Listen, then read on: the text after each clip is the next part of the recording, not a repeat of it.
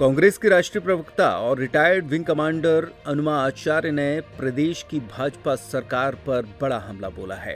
कांग्रेस नेता अनुमा आचार्य ने शनिवार को ग्वालियर में आयोजित एक प्रेस कॉन्फ्रेंस में आरोप लगाया कि शिवराज सरकार चादर से बाहर पैर फैलाकर प्रदेश को कर्ज में डुबोती जा रही है। इसी वित्तीय वर्ष में प्रदेश सरकार ने 29,000 करोड़ का ऋण ले लिया है।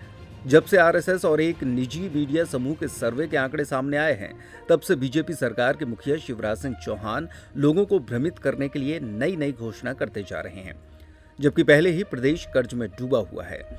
सरकार पर 4 लाख करोड़ का कर्जा है और हर व्यक्ति लगभग 57,000 रुपए के कर्ज तले डूबा है, जबकि मध्य प्रदेश की पहचान अन्याय, अत्याचार और भ्रष्टाचार के रूप में कुख्यात हो गई है।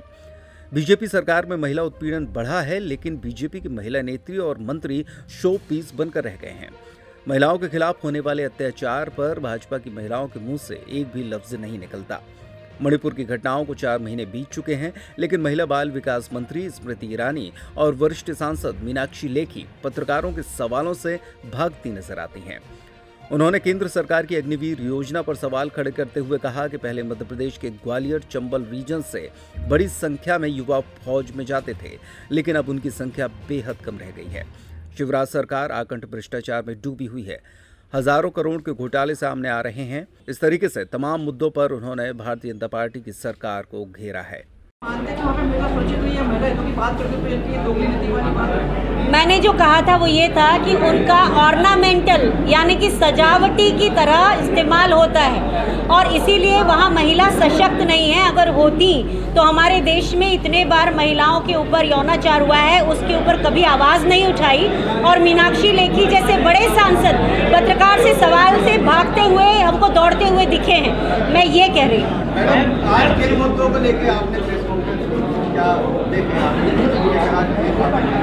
चादर से बाहर पैर पसारने वाली सरकार और घोर भ्रष्टाचार, इसके ऊपर ये प्रेस कॉन्फ्रेंस थी।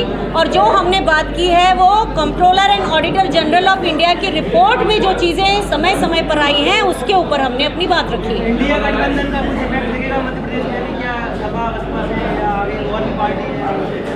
आपको इंडिया गठबंधन का मूल मंत्र पता होगा कि वो 2024 के चुनाव के लिए है। तो 2024 के चुनाव में हम इकट्ठा हैं। उसके अलावा सभी के पास लोकतंत्र है, सब अपने अपनी तरह से स्वतंत्र है।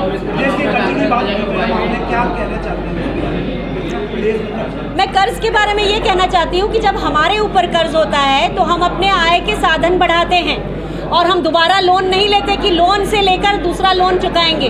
तो आय के साधन यानी कि प्रदेश में इन्वेस्टमेंट बढ़ना चाहिए, प्रदेश में रोजगार आना चाहिए। मालनपुर, टेकनपुर जैसी इंडस्ट्री बंद नहीं होनी चाहिए, उनकी जगह में नए उद्योग आने चाहिए या उन्हें रिवाइव किया जाना चाहिए।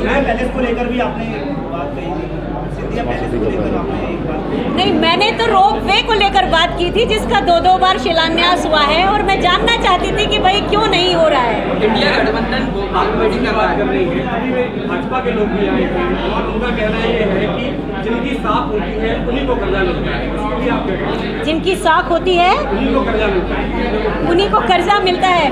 तो मेरे ख्याल से आप सभी की साख तो है, आप सब कर्ज में जीते हैं क्या? ऐसा तो नहीं है कि आप ऐसे ही लोग हैं जो कहीं से भी बैठे हुए हैं। हाँ, तो उनको यही जवाब दीजिए कि अगर साख हो तो हम कर्ज लेंगे तो साख तो खत्म हो जाएगी ना। तो जो इतने कर्ज में डूबा हो उसकी क्या साख होती है? आप देंगे किसी को उधार जो कर्ज में डूबा होगा? आप भी नहीं देंगे। एक सवाल मेरा है